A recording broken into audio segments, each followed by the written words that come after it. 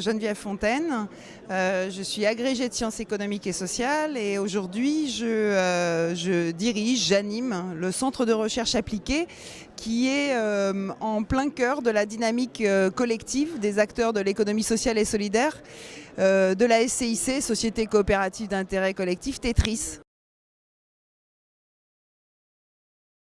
Je suis là parce que au quotidien, nous tentons, nous animons et nous réalisons des partenariats et même plus que ça, des coopérations, voire des implications entre acteurs et chercheurs en sciences humaines et sociales. Donc c'est un petit peu le cœur du fonctionnement de la SCIC Tetris, ça signifie transition écologique territoriale par la recherche et l'innovation sociale. Donc c'est vraiment au cœur.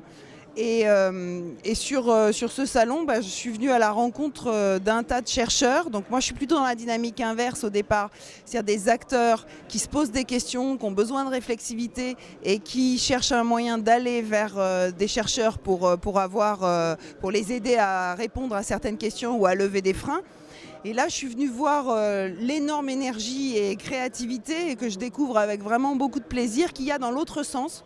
C'est-à-dire des chercheurs qui sont dans une envie d'être en relation avec la société, avec les acteurs socio-économiques. C'est un des piliers de l'université, c'est-à-dire qu'il y a l'enseignement, il y a la recherche, mais il y a aussi l'ancrage de l'université dans son territoire. Le lien science-société est indispensable. Enfin, pour moi, c'est une des missions de l'université. Et je regrette en fait que souvent, dans l'univers français en particulier, on ait réduit ce lien science-société au lien université-entreprise et entreprise dite traditionnelle.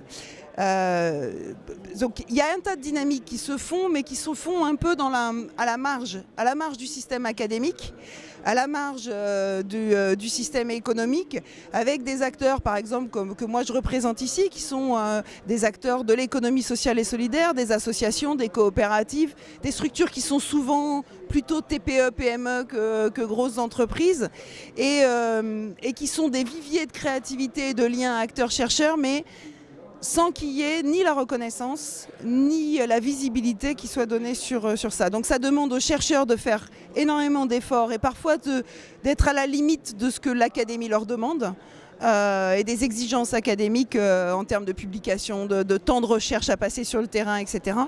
Et ça demande aux acteurs de déployer des trésors d'inventivité et d'ingéniosité pour arriver à faire ce qu'ils ont envie, c'est-à-dire travailler avec les chercheurs.